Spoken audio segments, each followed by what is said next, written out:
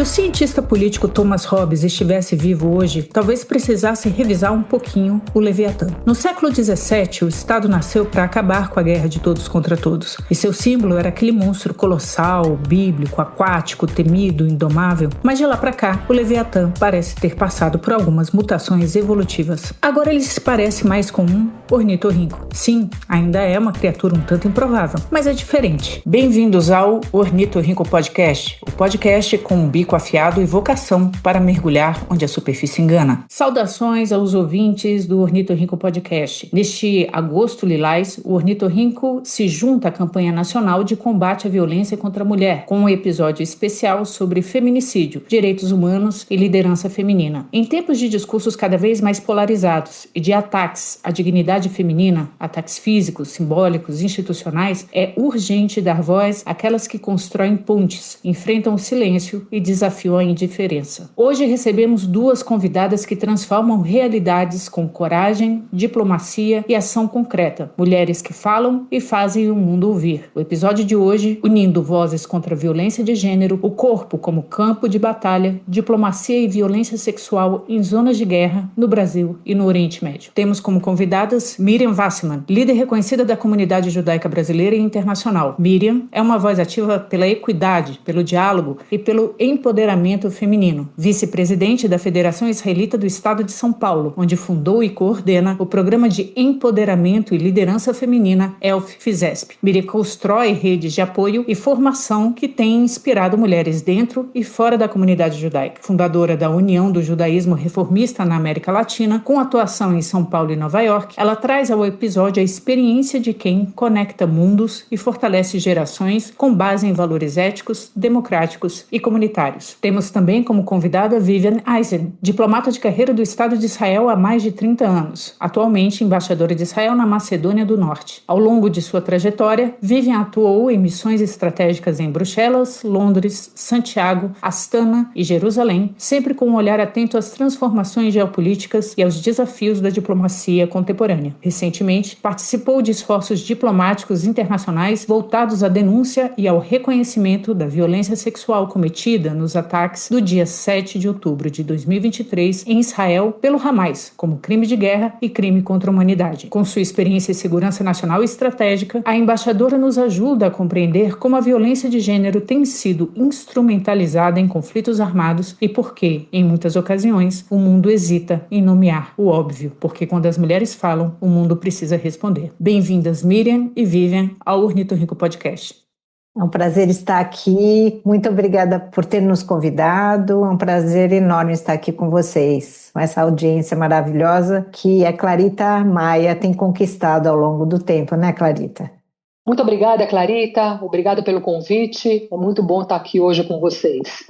Vamos iniciar o nosso podcast com perguntas a Miriam Wasserman. Miriam, você foi a líder da campanha Unindo Vozes contra a Violência de Gênero. Você poderia explicar à audiência do que se trata a campanha?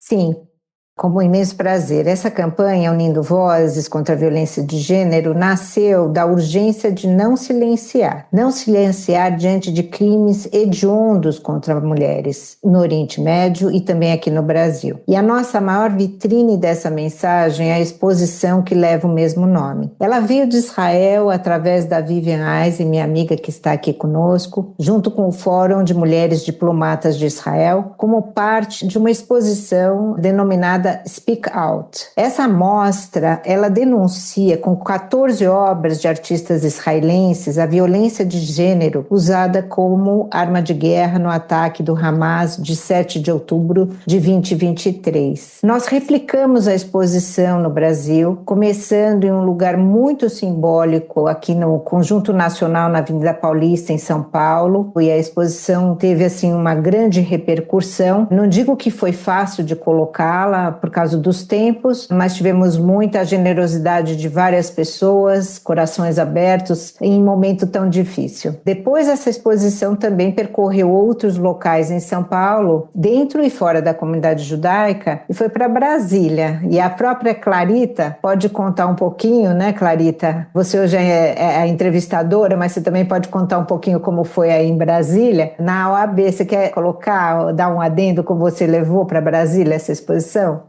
Miriam, eu me apercebi que desde o início do podcast eu não me apresentei ao público.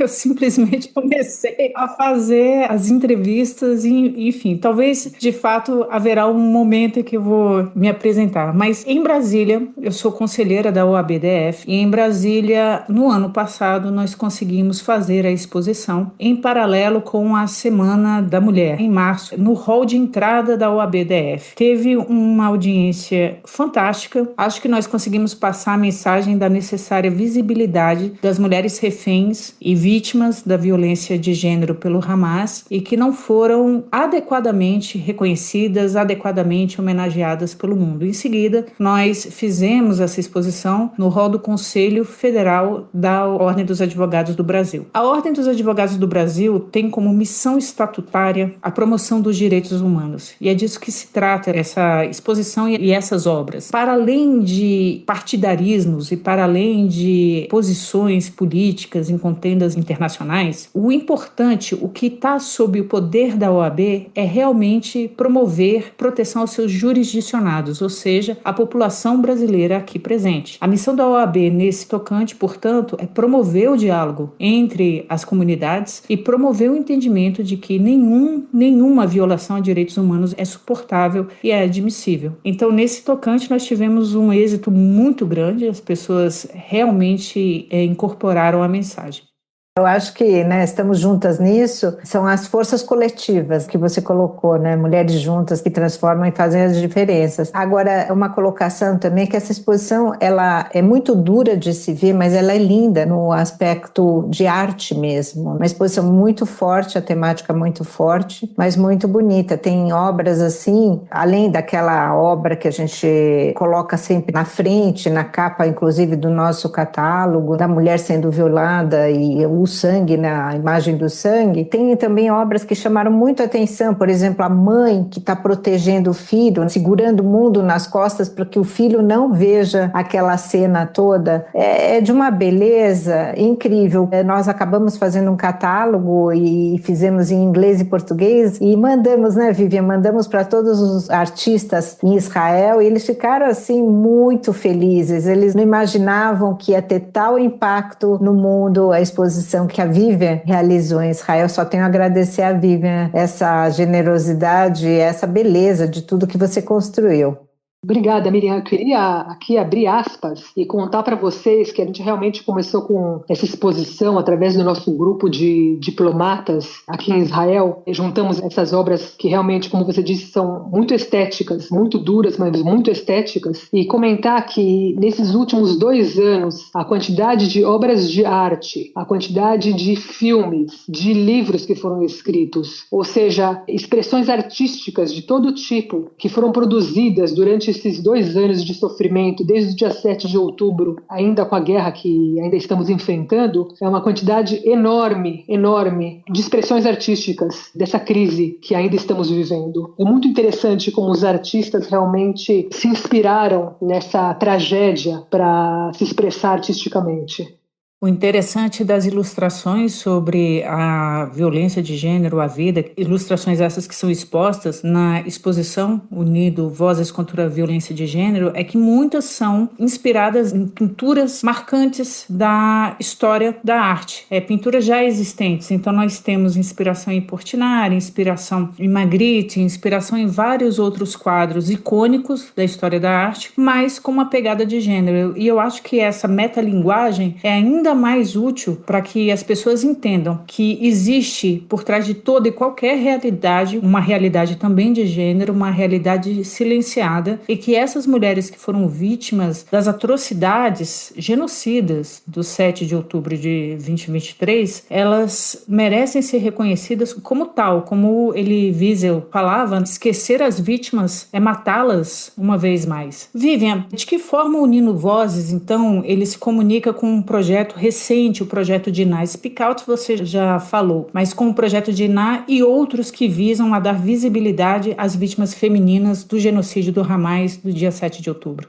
O Speak Out é a origem dessa mostra. Então, o projeto Dinah, que a Vivian vai explicar com maiores detalhes, ele documenta com rigor jurídico o uso da violência sexual como arma de guerra. E o Unindo Vozes conecta tudo isso, leva a denúncia para o espaço público, mobiliza comunidades e transforma essa indignação em ação. Um exemplo também do que a gente acabou fazendo aqui foi uma carta, e também baseado nos movimentos femininos mundiais e em Israel. Nós estamos muito conectadas desde o 7 de outubro. Quer dizer, todas as coisas horríveis, a gente pode ver um lado positivo, que é a união realmente do mundo judaico, seja local, comunitária. A comunidade ficou muito fortalecida com toda essa tragédia. E a gente acabou tendo essa ligação mundial. Fizemos uma carta para as organizações, as lideranças mundiais, a ONU, outras organizações de direitos humanos, exigindo não só a libertação de mulheres e meninas que ainda estavam presas, mas também exigindo um posicionamento. Um posicionamento, isso eu tenho certeza que a Vivian vai explicar melhor, para esse reconhecimento desses crimes como arma de guerra. A gente se sente muito frustrada quando faz tudo isso, e todas as mulheres, a liderança feminina brasileira assinou essa carta. Foi, assim, uma mobilização muito importante. E, por incrível que pareça, nós obtivemos uma resposta. Até o pessoal de Israel falou assim: como vocês tiveram? Porque todo mundo estava pressionando. Não sei, nós tivemos uma resposta muito não a contento, mas tivemos uma resposta pedindo para a gente trazer mais evidências, trazer exemplos das famílias e pedindo para a gente apurar melhor. Quando eu voltei para Israel com essa resposta, principalmente Israel, que tem todas as advogadas e juízas concentradas nessa força mundial para pressionar essas instituições internacionais, eles falaram: vamos deixar aqui conosco. E aí realmente as coisas foram muito mais propriamente demonstradas, porque aqui de longe a gente consegue fazer um esforço de apoiar, mas não temos todos os subsídios necessários para poder criar essas respostas. E ao longo do tempo, óbvio, milhões de cartas e provas e tudo foram enviados. Agora, com pouquíssimo resultado. O Dinah Project, eu acho que é uma grande revolução nesse sentido. Você, como advogada, né, Clarita, pode depois que a Vivian falar também um pouco sobre o projeto, como isso é importante não só para o 7 de outubro, para as mulheres vítimas, mas para outros crimes que já aconteceram e que vêm acontecer. Como é o critério de avaliação sobre isso? De fato, o 7 de outubro ele marcou uma diferença qualitativa muito negativa nos conflitos de Israel e o mundo árabe, vamos dizer assim, porque até então, se existiam crimes sexuais, e sempre existem em tempos de guerra, eles não eram sistemáticos, não faziam parte de uma política. Todos os especialistas e todas as especialistas que estudam direito internacional dos conflitos armados e crimes de gênero nunca destacaram aquela região especificamente como sendo um foco desse problema, mas sim outras regiões, outros conflitos. De fato, houve uma mudança. Mas sobre os aspectos jurídicos propriamente do Dinah, nós teremos um episódio com a Daniela Raad, que também é advogada, que também está se debruçando sobre o Dinah, especificamente sobre isso. Há muito tempo, desde pelo menos dos conflitos da ex-Iugoslávia, e mesmo antes, quando houve o genocídio armênio, já havia um entendimento muito claro que crimes de gênero, violência de gênero, a depender da sistematicidade, eram crimes de genocídio. É uma pena que, de certa maneira, por inclinações políticas e oportunidades políticas, oportunismos políticos, isso não tenha sido adequadamente ressaltado pelas organizações internacionais no momento cabível. Mas acredito que o esforço e o encontro de contas com relação a esse entendimento, ele está havendo ou está prestes a haver. Eu queria me referir um instantinho à resposta que a liderança brasileira recebeu da ONU, pedindo mais evidências. Essa é uma das coisas mais dolorosas que tivemos que passar, realmente pedir evidências. O que a gente viu até hoje, como o tema da violência contra a mulher é um tema que foi considerado tabu durante muitos anos, um tema do qual não se falava. Os movimentos feministas, durante anos, o que regeu a direção deles de que quando uma mulher se expressa, quando uma mulher acusa, a gente acredita no que ela fala, né? A gente não duvida, a gente não pede mais evidências. E de repente, quando o que aconteceu aqui em Israel, a violência sexual no dia 7 de outubro, no massacre aqui em Israel, todas as instituições internacionais femininas de repente pedem mais evidências. Foi realmente uma coisa muito dolorida. Num momento de guerra, no momento do massacre, não é tão fácil assim você juntar todas as evidências, e realmente é um trabalho que tem sido feito durante esses últimos 2 anos. Tanto é que o projeto Diná conseguiu produzir esse relatório somente agora, há algumas semanas atrás, muito tempo depois de que tudo aconteceu. Então a falta de credibilidade foi uma coisa muito dolorosa aqui em Israel.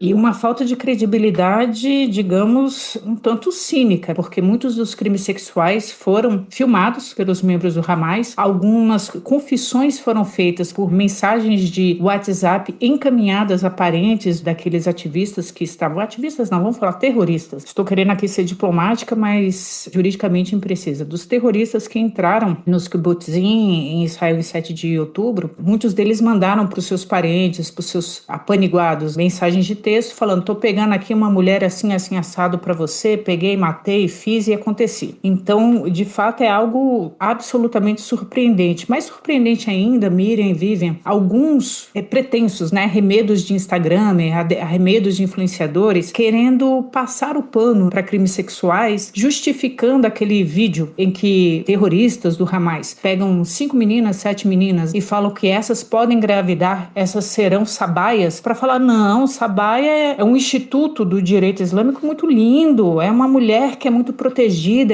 houve isso, por incrível que pareça. Quando Sabaia, no próprio livro da Nadia Murad a respeito do genocídio Yazidi, na forma de uma autobiografia, ela torna bastante claro que Sabaia era escrava sexual do Estado Islâmico e oportuniza também ao público leigo a informação de que, a partir de um determinado momento, houve um decreto, digamos assim, religioso, revisitando esse conceito de Sabaia para dizer que Sabaia era uma escrava sexual não fiel, ou seja, não islâmica, e que ela poderia ser comercializada no mercado que não chega a ser nem paralelo, nem tão paralelo assim, oficializado do Estado Islâmico e seus aliados, de pessoas, de seres humanos, para fim de tráfico de órgãos, para fim de prostituição, para fins de trabalho escravo. Enfim, realmente o impacto desse tipo de comportamento, desse tipo de releitura de fatos tão trágicos e tão evidentes por si próprios, doeu bastante, dói a consciência moral de qualquer pessoa, seja ela judia ou não judia. Seguindo as perguntas, Miriam, o seu trabalho também se destaca por buscar o diálogo intercomunitário. Como a construção de pontes entre diferentes grupos no Brasil pode fortalecer o combate à violência contra a mulher?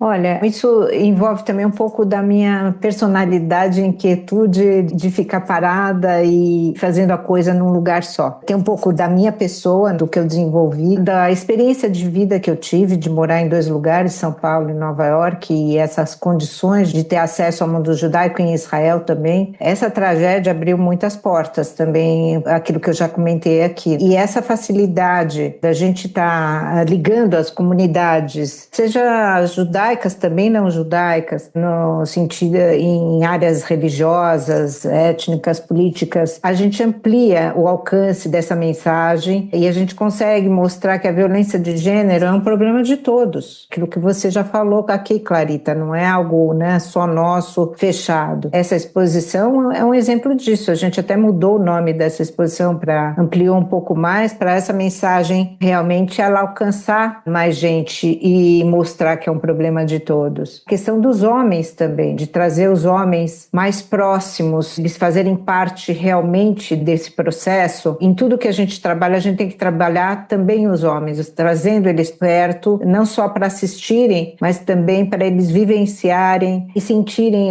porque a gente acaba falando o machismo é global, estrutural, mas não, se você traz o homem próximo, se você pergunta para ele, e se fosse uma filha sua, se fosse a sua irmã, aquilo muda totalmente somente de figura. A gente entra também na questão do feminicídio aqui, que você colocou tão bem agora, que é o mês que a gente fala, os 19 anos da Lei Maria da Penha, e o feminicídio, eu estou ampliando um pouquinho mais essa conversa para o que está acontecendo atualmente, como cresce o feminicídio, com tanta informação, mas a hora que você aproxima, que você traz, que você mostra a cara, que você traz o homem mais próximo disso, pelo menos ele consegue entender melhor, por uma questão de empatia, mas isso a gente pode até depois conversar um pouquinho mais destacado, de uma maneira destacada do tema aqui central hoje. A doutora Gabriela Mansur, numa entrevista que fez ao Antônio no programa Alt-Tabet, ela chega a falar sobre um programa que ela mesma patrocinou de conscientização de homens que cometeram violência de gênero e que ela conseguiu, a partir desse trabalho de conscientização, diminuir grandemente a reincidência. Quando o homem ele tem acesso a informações que, por exemplo, o filho deles, exposto a um ambiente de violência doméstica, ele tem o QI diminuído, o QI, consciente de inteligência diminuído, o coeficiente de inteligência emocional também diminuído. Isso restringe o poder dele na vida, o poder dele de alcançar melhores índices profissionais, acadêmicos, profissionais, a melhor capacidade de se colocar na vida. Talvez ele entenda que o que ele faz em relação à mulher dele tem um impacto muito mais sistêmico do que ele imagina. Há inclusive estudos que se diz que a violência doméstica ela tem um impacto intergeracional em até 4 gerações. Ainda que as próximas gerações do sistema familiar consigam limpar boa parte das suas falas violentas, modos violentos, ainda assim aquela violência cometida contra uma avó, uma mãe, ela vai reverberar em gerações porque o padrão de violência psicológica, emocional, comportamental, ele ainda fica, ele não consegue ser completamente filtrado, mesmo que haja plena consciência. Então, é de interesse, se não moral, por imperativo categórico, por imperativo hipotético. Imperativo categórico é imoral a violência doméstica. Imperativo hipotético, eu estou simplesmente comprometendo o bem-estar da minha família e de gerações com esse tipo de comportamento. Miriam, quais foram os principais desafios e resistências que você enfrentou ou enfrenta para propor a pauta de empoderamento feminino e consciência sobre a violência de gênero no Oriente Médio? O maior desafio encontrado foi o silêncio. Todos nós ficamos assim chocados com o silêncio e o negacionismo. Não só o silêncio, como o negacionismo. Conforme vai passando o tempo, isso ainda parece que vai aumentando. A coisa vai se tornando mais distante, como se não tivesse existido. A nossa reação a isso imediata foi muito boa, no sentido da gente ter criado espaços para poder mostrar que tudo isso aconteceu, como tem evidências, como você bem colocou, evidências aí, foi tudo filmado, fotografado, publicado, quer dizer, muito difícil de negar tudo isso, mas foi difícil de colocar essa pauta, difícil de conseguir o espaço para exposição. Aqui em São Paulo a gente ainda consegue, porque a gente tem um governo que apoia a gente, tanto a parte da prefeitura quanto a parte do governo, nós temos um bom diálogo ainda em São Paulo, que já não acontece no Brasil como um todo, no âmbito federal, infelizmente. Mas a gente não conseguia colocar a exposição nos locais. Fomos conseguindo aos poucos e com muita perseverança. Eu sou uma pessoa que não aceito não como resposta, principalmente de coisas importantes. Levamos para alguns lugares a exposição, essa carta, outras ações que nós fizemos nas ruas, ações que foram mostradas no mundo todo, com ursinhos, aquela moça que foi andando acorrentada com o terrorista Hamas, a gente andou na rua, Oscar Freire chamou muito a atenção, isso também foi logo, então nós fomos fazendo diversas ações para mostrar o que realmente aconteceu. Agora, é complicado você colocar essa pauta, a pauta do empoderamento feminino como um todo não é tão complicado de colocar, mas a pauta da violência contra as mulheres em Israel, sim. E por mais doloroso que seja a audiência, é preciso que se destaque algumas coisas. Dos corpos recolhidos no 7 de outubro, todas as mulheres estavam sem a parte de baixo das suas roupas, com quadris quebrados e outros ossos quebrados. Em algumas se descobriu mais de 30 espécies de sêmen. Isso é muito sério. Dizer-se que não há provas de um crime sexual orquestrado, é realmente de uma irresponsabilidade moral imensa. Miriam, nós estamos vivendo algo muito peculiar nessa quadra da história. Muito embora aquele livro do Samuel Huntington, Choque de Civilizações, ele seja muito criticado, ele seja reducionista, porque ele essencializa algumas culturas, algumas religiões, nós estamos vendo sim, no Brasil e no mundo, uma espécie de choque entre talvez credos, entre certamente opiniões políticas, em que se instrumentaliza essa guerra, na verdade, para se avançar as pautas políticas locais dos vários partidos, de várias religiões, enfim. Qual papel você acha que a espiritualidade tem no enfrentamento à violência contra as mulheres? Essa é uma pergunta bastante difícil da gente conseguir abranger. Eu vou mais para um caráter do que eu realmente acredito. Tem pessoas mais espiritualizadas, tem pessoas mais religiosas. Às vezes eu falo assim, puxa, aquela pessoa, ela acredita tanto, seria tão bom se eu acreditasse tanto também, porque às vezes eu sou uma pessoa tão mais racional, eu tenho essa coisa de racionalizar demais as coisas. Então, quando você fala de espiritualidade, para mim é um pouco mais complicado, e para mim sempre a razão me puxou mais. Eu sou mais científica, eu sou mais para um outro lado. Mas o que me pega bastante, o que eu senti que a congregação, que a comunidade cria uma força muito boa no momento crítico para as pessoas. Quando você vive em comunidade, como é que isso para a gente impactou tanto o 7 de outubro? Então, quando eu vou, por exemplo, na minha sinagoga, que é uma sinagoga liberal em São Paulo, a CIP, eu sinto que eu posso nem estar tão rezando, tal, mas aquelas pessoas à minha volta e todo o calor das pessoas, ou parentes, ou na federação, a gente fazendo esse grupo de mulheres, fazendo uma ações, isso faz muito bem, é aquela rua de duas mãos, você está agindo e você ganha muito em troca. Então, eu acima da espiritualidade, para mim, pessoalmente, eu posso colocar como comunidade, como a força de um povo, como a força da nossa união nesse momento, aquilo que eu falei um pouco no começo, como o povo judeu acabou se juntando nisso, tanto em Israel como fora de Israel na diáspora. Então eu vou um pouco além da espiritualidade. Eu também destaco que há grupos muito importantes da fé islâmica, do cristianismo, que dialogam com a comunidade judaica e que têm demonstrado completo horror ao que aconteceu no 7 de outubro. É preciso também enfatizar esses pontos de contato, esses pontos de diálogo, já que também grupos políticos tendem a tentar instrumentalizar a fé islâmica ou algumas outras fés como sendo secundárias aos projetos políticos de Hamas, e não é verdade. Nós temos muitos islâmicos que de fato são críticos ao que aconteceu. Alguns deles, em bastidores, falam que não chegam a ser tão vocais porque têm receio de retaliação, mas que demonstram empatia muito grande com a comunidade judaica e as vítimas, da violência do 7 de outubro. Miriam, como educar homens para que eles não sejam apenas aliados formais, mas agentes reais de transformação no combate ao machismo estrutural?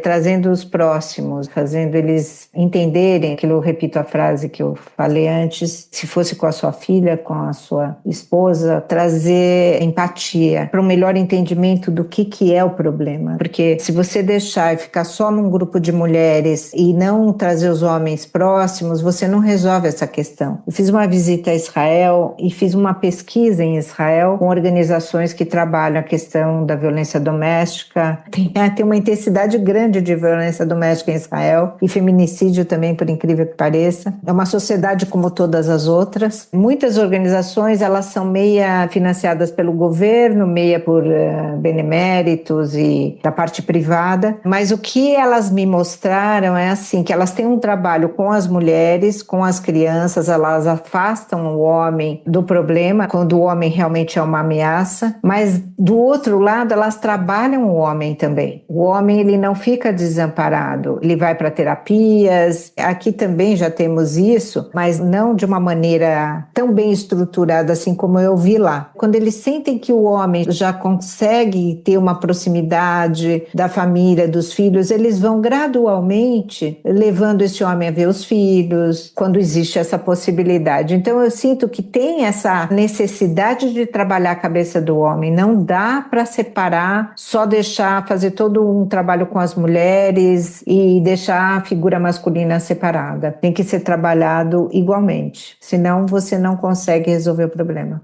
Finalmente, Miriam, nós temos alguns coletivos compostos por mulheres israelenses e palestinas pela paz. A Women Wage Peace, Women of the Sun, algumas parcerias mais informais, a Mother's Call, Apelo das Mães pela Paz, pelo entendimento, pela criação e promoção de uma sociedade de paz, a Coalition of Women for Peace, a Shuruk, não sei se pronuncio corretamente, certamente não devo estar pronunciando corretamente, é Society for Women, enfim, vários esforços femininos de diálogo, de entendimento, de fomento e promoção de uma sociedade de paz. O que você espera deixar como legado para as futuras gerações de mulheres líderes dentro e fora da comunidade judaica? Eu espero deixar redes sólidas e as pontes construídas de uma maneira que fiquem, porque nós passamos, né? Então, meu trabalho ele tem começo, meio e fim. Eu já participei de organizações como essas que você colocou aqui, já fui convidada, esse diálogo entre mulheres interreligioso, de outras culturas, eu acho excelente. Nós, mulheres, somos mães, então a gente gera filho. Então, esse lado é muito difícil para a gente imaginar a guerra acabar sendo algo até meio masculino, mas a gente não pode dizer isso porque em Israel as mulheres vão para o exército e são tão guerreiras quanto quando precisa defender seu povo, mas a mulher ela tem um instinto de proteção muito grande maternal, né? Então esse lado da paz e dessa conversa, ela flui melhor. Agora, o que eu realmente estou criando naquilo que eu faço aqui, nesse meu trabalho em São Paulo, com um grupo de empoderamento e acolhimento a mulheres vítimas, mulheres e meninas, a gente cria um espaço seguro para as mulheres, para que elas sintam que elas realmente, se elas têm qualquer problema, elas vão ser acolhidas, elas podem deixar seus filhos também de uma maneira segura. A parte da prevenção é muito importante, porque não adianta nada você só acolher e você não educar os jovens, as crianças, como você falou, às vezes 4 gerações, a violência se repete, é um ciclo que se repete. Então, o que eu estou tentando no meu trabalho, eu não pensei como deixar como legado, porque quando a gente trabalha, a gente acha que a coisa vai continuar. Mas que as pessoas que trabalham comigo e mais jovens levem isso para frente também e deixem isso realmente consolidado. É um trabalho muito importante para que as vozes femininas nunca mais sejam silenciadas, tudo isso que a gente está fazendo. E eu espero que isso fique. Realmente eu tenho a vontade que isso permaneça, como você colocou aí, como um legado. Oxalá, e quem quiser entender, ter mais informações a respeito do seu trabalho, quais redes, quais perfis de Instagram, pode visitar? O nosso grupo chama Grupo de Empoderamento e Liderança Feminino da FISESP, né, da Federação Israelita do Estado de São Paulo, é o elf.org.br. Nós estamos nas redes sociais também. E nós temos os telefones de emergência, qualquer mulher, qualquer pessoa que esteja passando por uma situação de emergência, nós atendemos prontamente e damos esse acolhimento, seja com psicólogos, médicos, na parte jurídica. Nós damos total atendimento nessa área também. Mulheres dentro e fora da comunidade judaica? Nós trabalhamos primeiramente a nossa comunidade, mas nós trabalhamos em vínculo com organizações brasileiras. Impressionante como o Brasil é desenvolvido. A Casa da Mulher Brasileira, nós temos várias conexões. Então, quando aparecem casos que não sejam da comunidade, a gente faz parcerias com organizações que trabalham também. Trabalhamos em conjunto. Que fantástico. Vivian, como diplomata com uma longa trajetória, como você recebeu os relatos das atrocidades cometidas no 7 de outubro contra mulheres, preciso que se diga também homens israelenses? Clarita, como diplomata e como mulher, eu recebi esses relatos com um profundo sentimento de choque e de indignação. As atrocidades que foram cometidas no 7 de outubro foram, para mim, não apenas um ataque contra indivíduos, mas contra a dignidade humana. Eu acho que é impossível você permanecer indiferente e calado diante da brutalidade que foi documentada, especialmente quando essa violência sexual foi usada como instrumento deliberado de terror. Vivian, e o que as investigações israelenses internacionais revelam até agora sobre o uso da violência sexual, para além do fato de ela realmente ter sido sistemática e parte de um plano genocida por parte do Hamas? Houveram muitas investigações de muitas ONGs aqui em Israel e o próprio projeto Dinah, um desses projetos de investigação que produziu esse relatório que foi publicado há umas semanas atrás, mas não é o único. Todos eles mostram um padrão consistente de violência sexual que não foi incidental, mas foi planejada e premeditada. Ou seja, não foi uma coisa pontual, foi uma coisa que aconteceu nos diferentes lugares que sofreram ataques terroristas. Muitas testemunhas forenses, testemunhas médicas e testemunhas que escutaram as mulheres, porque a maioria dessas mulheres e também homens que foram mutilados e abusados sexualmente foram assassinados para ser silenciados para sempre. Mas essas evidências, elas confirmam que tudo isso foi premeditado e planejado e a violência sexual foi realmente usada como arma de guerra. E ela tem uma intenção muito clara, que é desumanizar as vítimas, né? O grande desafio, como eu disse antes, é que a maioria das vítimas que foi violentada foi depois assassinada e o tema foi silenciado. Preciso dizer que todos os analistas e estudiosos de direito internacional dos conflitos armados dizem que quando há esse uso sistemático de violência sexual como arma de guerra, os conflitos tendem a ser muito mais complicados, a paz tende a ser muito mais complicada em seguida, os ressentimentos civilizatórios tendem a crescer muito. Isso é uma análise um tanto consensual. Nós estamos sentindo um pouco isso realmente nesse momento da história. No episódio que eu fiz com o Rabino Tel Hotz, eu cheguei a mencionar que em julho eu estive com Al-Omari, que foi diretor de Relações Internacionais da Autoridade Palestina, sob Mahmoud Abbas, e que ainda hoje ele acompanha todas as negociações de paz. E ele falou, na ocasião, especificamente, que de fato, quando o Hamas fez o que fez no 7 de outubro, incluindo as violências sexuais, o mundo árabe um tanto se voltou para o Hamas e falou: "What are you doing? O que vocês estão fazendo? Vocês estão dificultando ainda mais a vida não só dos palestinos, mas o processo de paz em si. A natureza dos crimes perpetrados vai reacender, vai tornar ainda mais difícil a negociação de paz. E nós um pouco estamos sentindo isso, obviamente, não retirando aí os outros fatores intervenientes nessa dificuldade de se fazer uma negociação de paz. Vivian, você mencionou que esse é o seu campo de atuação e estudo no momento. Em que medida o tema da violência sexual como crime de guerra ainda encontra resistência no cenário diplomático? Infelizmente, o reconhecimento da violência sexual como crime de guerra ainda encontra muitas barreiras políticas e culturais. Muitos países ainda hesitam em confrontar grupos armados e até mesmo outros estados aliados, temendo alguma repercussão diplomática. E esse padrão ele reforça a importância da gente trazer provas irrefutáveis e criar pressão pública para que esse tema seja tratado com toda a seriedade que ele merece. Houve um silêncio ensurdecedor no cenário internacional nas semanas que se seguiram aos ataques. Como isso foi percebido pela diplomacia e pela sociedade israelense? Foi um choque, né? O silêncio inicial foi profundamente doloroso para Israel. E dentro da diplomacia, ele foi percebido como uma falha moral, uma lacuna muito grave na defesa universal dos direitos humanos. Nós aqui em Israel esperávamos uma reação imediata e clara de condenação. Na verdade, o que nós vimos foram ambiguidades e, em muitos casos, negação de tudo o que ocorreu aqui em Israel e principalmente da violência sexual que foi usada contra as vítimas. É impressionante o quanto que a narrativa sobre genocídio ela foi rapidamente capturada por opositores ao Estado de Israel e usada contra Israel quando o conflito, o engajamento militar que deu razão a todo esse conflito foi de natureza genocida. Até hoje, boa parte do público não sabe, mas na Constituição do Hamas existem menções, pelo que eu me recorde, 7 menções de que o propósito do Hamas é eliminar judeus, dentro e fora do Oriente Médio. Existe um declarado propósito genocida e a natureza dos crimes cometidos pelo Hamas no 7 de outubro foi de natureza genocida.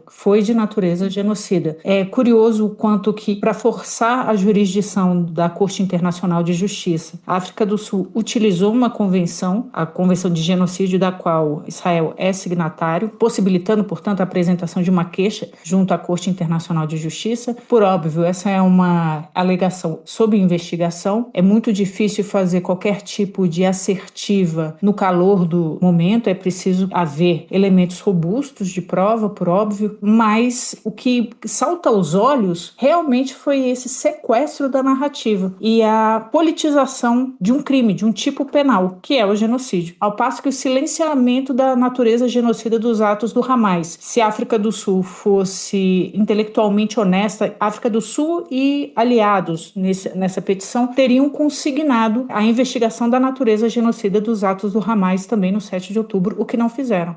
Sem dúvida, Clarita, e o que a gente tem visto é uma distorção da realidade, principalmente na mídia. Israel, que foi atacado, é percebido na mídia como agressor e não como vítima. E o Hamas, que, como você disse, tem um capítulo na sua carta fundadora que diz de forma bastante clara que tem como objetivo destruir o Estado de Israel e matar todos os judeus, ou seja, genocídio claro, intenção genocida clara, e que cometeu um massacre aqui invadiu Israel. Mais de 3 mil terroristas invadiram Israel, matando 1.200 civis, sequestrando 251 e cometendo atrocidades, matando filhos na frente dos pais, matando pais na frente dos filhos, atos de violência sexual. E quando Israel reage, de repente, rapidamente se torna um agressor e é apelidado de genocida, quando na verdade se esforça para que a população, se esforça mais do que o próprio Hamas, para que a população não sofra durante a guerra, desde o esforço para que a assistência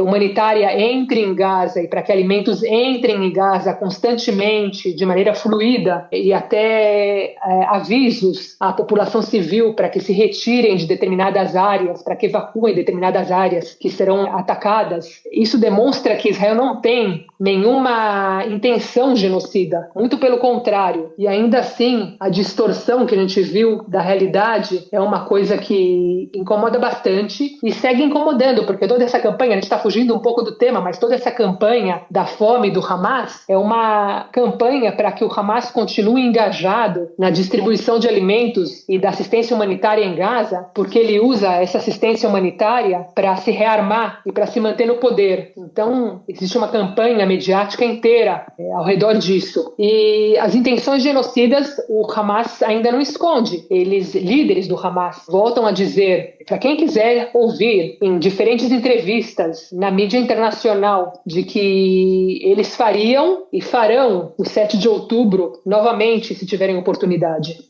É curioso como progressistas que adequadamente sempre acusaram a espetacularização do direito penal em casos em que políticos brasileiros estavam como réus em processos, por exemplo, processos da Lava Jato, não tenham esse mesmo brio, esse mesmo comedimento com relação a notícias internacionais que muitas vezes chegam e são filtradas por meios de comunicação com vieses políticos claros, como a Al Jazeera, de propriedade do Estado do Catar, aliada do Irã e aliada do Hamas. Também é curioso que esses setores progressistas que também adequadamente propugnam pelo garantismo penal, pelo uso adequado do tipo penal, quando se trata do direito internacional dos conflitos armados, usem o tipo penal de genocídio como uma fala política. Não tenham rigor e critério em avaliar o tipo penal em seus elementos constitutivos, os elementos objetivos e subjetivos também. É realmente uma pena e uma incoerência. Vivian, qual tem sido o papel do governo israelense, ou o seu como embaixadora, na produção ou na divulgação dessas provas sobre os crimes sexuais para os organismos internacionais?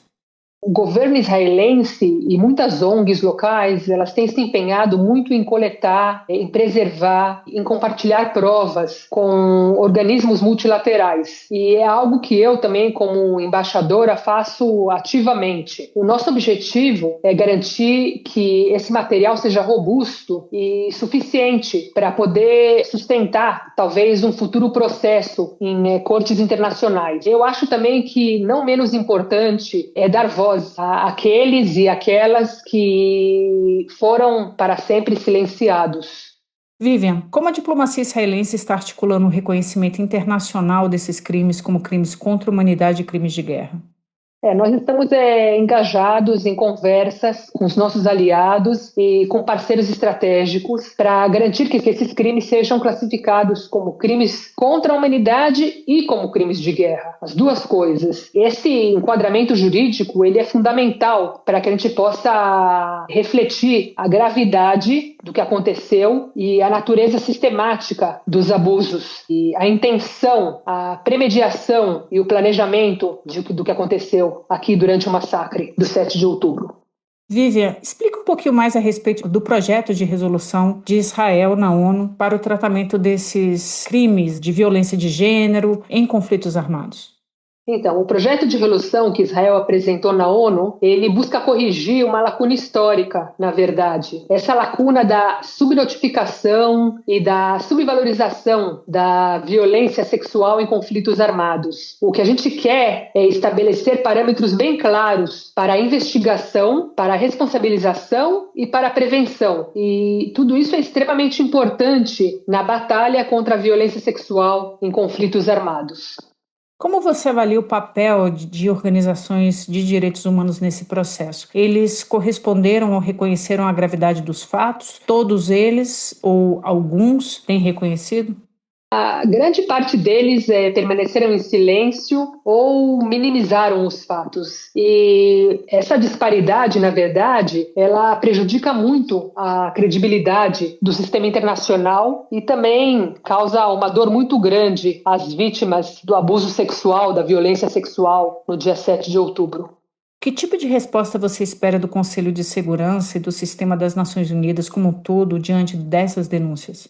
A gente espera que o Conselho de Segurança e todo o sistema da ONU condenem inequivocamente todos esses crimes, que eles apoiem uma investigação independente ou investigações independentes e que adotem medidas para prevenir novas ocorrências. O mínimo que a gente espera da ONU é coerência com os princípios fundadores da ONU. E isso é o que, infelizmente, não temos testemunhado até agora. Vivian, você acredita que a violência sexual tem sido seletivamente reconhecida, dependendo de quem é a vítima e de quem é o agressor? Sim, eu acho que, infelizmente, há seletividade no reconhecimento da violência sexual. Eu acho que, dependendo da identidade política do agressor ou da vítima, há variações na indignação internacional. E isso é inaceitável, porque destrói a ideia de justiça universal. Nas últimas semanas, nós temos sido testemunha de um grande massacre contra os drusos em Sueida e lá na Síria. Testemunhamos vários casos de violência sexual premeditada e o mundo novamente se calou. E por quê? Porque não dá o clique necessário, né? Não dá o engajamento necessário, eu suponho. Porque não interessa, porque agora o líder sírio é do bem para muitos países democráticos, apesar de todos nós sabermos que ele não foi eleito, que ele tomou o poder à força, que ele é líder de uma organização jihadista. Então, o mundo cala diante aos massacres, ao massacre em Sueida e a violência sexual que acompanhou esse massacre. Eu me recordo que em 2011, 12, eu acho que pouco antes da Primavera Árabe, correu na Suíça a notícia de um crime que foi abafado, que o filho do Gaddafi, que estava lá, tinha cometido uma violência doméstica muito grande, quase matado a empregada doméstica dele na Suíça. Salvo o melhor juízo, uma portuguesa. No entanto, isso foi abafado porque, mais ou menos na mesma época, Gaddafi tinha recebido, acho que da Universidade de Oxford, um prêmio de líder pela paz democrática internacional.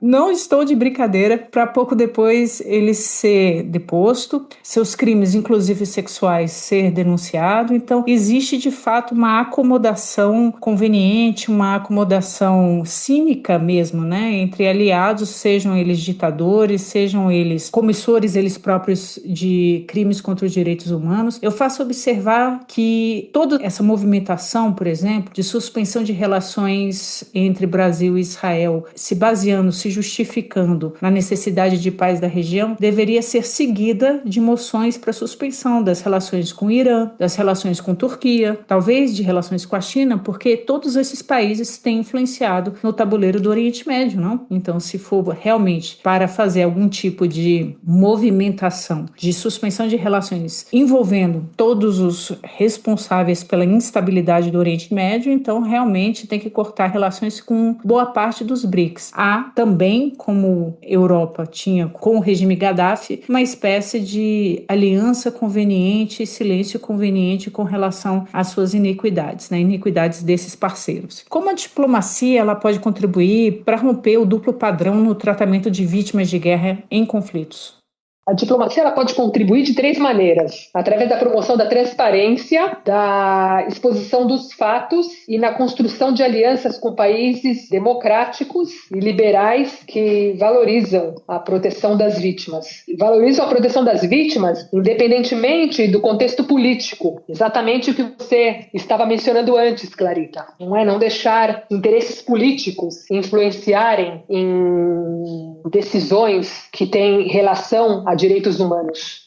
O ataque do 7 de outubro incluiu também homens entre as vítimas de violência sexual. Se as vítimas femininas são subnotificadas, as vítimas masculinas mais ainda em razão de toda a natureza patriarcal, não só das sociedades daquela região, mas vamos ser sinceros, do mundo. Como essa realidade tem sido abordada nas discussões israelenses e internacionais?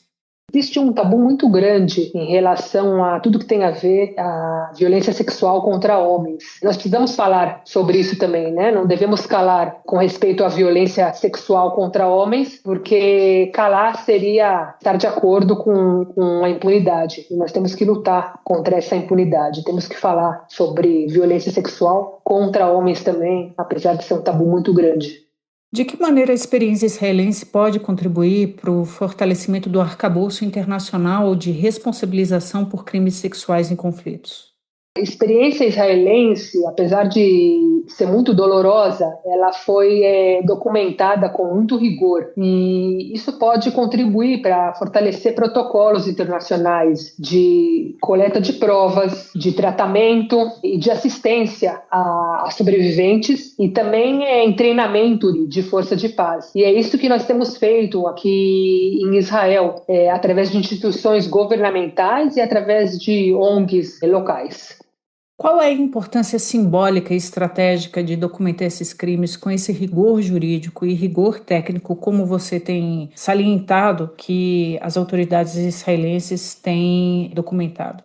O significado simbólico, a documentação, com essa precisão técnica e jurídica, é realmente um ato simbólico, porque dá voz àqueles que foram silenciados, como eu mencionei antes. Mas, muito além disso, é um ato estratégico, porque sem evidências sólidas não haverá justiça. E sem justiça, não há dissuasão para crimes que podem ser cometidos no futuro. Então, essa documentação tem um valor estratégico muito grande. Você estudou estratégia de segurança nacional. Como o uso da violência sexual pode ser entendido dentro de uma doutrina de guerra assimétrica? Então, na doutrina de guerra assimétrica, o uso da violência sexual é uma ferramenta de guerra psicológica e sociocultural. E o objetivo é quebrar a coesão social e infligir trauma coletivo e duradouro. E é talvez a arma de guerra mais antiga do mundo. Ela é muito eficaz, pois ela trata de humilhar o inimigo através da violência contra os indivíduos mais vulneráveis na sociedade, né? Contra as mulheres, que são vistas como a origem da sociedade, as mães e a continuidade da sociedade. É uma arma muito eficaz. O que muda quando se reconhece que a violência sexual não é colateral, mas estrutural e deliberada em contextos de conflito armado? Muda tudo, porque significa que a resposta precisa ser estratégica e não pontual. A resposta tem a ver com prevenção, tem a ver com proteção e com punição efetiva, e não somente com assistência pós-conflito, que é um ato muito pontual. Há esforços diplomáticos para criar mecanismos mais eficazes de proteção às mulheres em zonas de guerra? Sim, A gente comentou antes, o projeto de resolução que Israel apresentou na ONU é um desses esforços diplomáticos, né, para fortalecer os mecanismos de proteção. E esses mecanismos de proteção vão desde resoluções específicas no Conselho de Segurança e até programas de treinamento para forças que atuam em zonas de guerra. Então, essas resoluções e esses treinamentos são muito importantes na proteção de mulheres e na luta contra a violência sexual em conflitos armados. Como os canais diplomáticos lidam com o negacionismo ou com a tentativa de silenciar vítimas por razões geopolíticas? A única maneira de lutar contra o negacionismo e com silenciamento são provas, testemunhas e pressão política. Não há outra maneira. E esse é um trabalho constante para garantir que as vítimas não sejam esquecidas ou que elas não sejam usadas também como uma moeda geopolítica em troca de interesses entre países. Reportagens, como a reportagem escrita pelo Projeto Dina, é uma forma de luta contra o negacionismo e contra o silenciamento. Qual é o papel das diplomatas mulheres nesses temas? Há maior sensibilidade ou mudança de abordagem quando mulheres lideram essas frentes? Mulheres diplomatas, elas têm um papel essencial, porque muitas vezes elas trazem sensibilidade adicional, trazem legitimidade ao abordar crimes de gênero. Mas esse tema não é um tema exclusivo, não é de exclusividade feminina. Eu acho que é uma responsabilidade coletiva e os homens são nossos aliados nessa luta contra a violência sexual, contra mulheres em geral e seguramente em conflitos armados.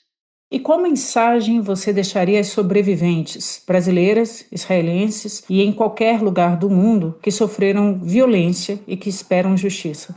No caso das mulheres israelenses, no 7 de outubro, infelizmente, não há quase sobreviventes. As reféns que voltaram de Gaza, elas são sobreviventes. Elas testemunharam assédio sexual pelos guardas que estavam com elas. A todas elas, as que não estão conosco e as que sobreviveram, eu diria que sua dor não será esquecida e ela vai inspirar a nossa luta. E nós faremos tudo o que estiver ao nosso alcance para que a justiça prevaleça, não só em Israel, mas em qualquer lugar onde a violência tente calar a dignidade humana.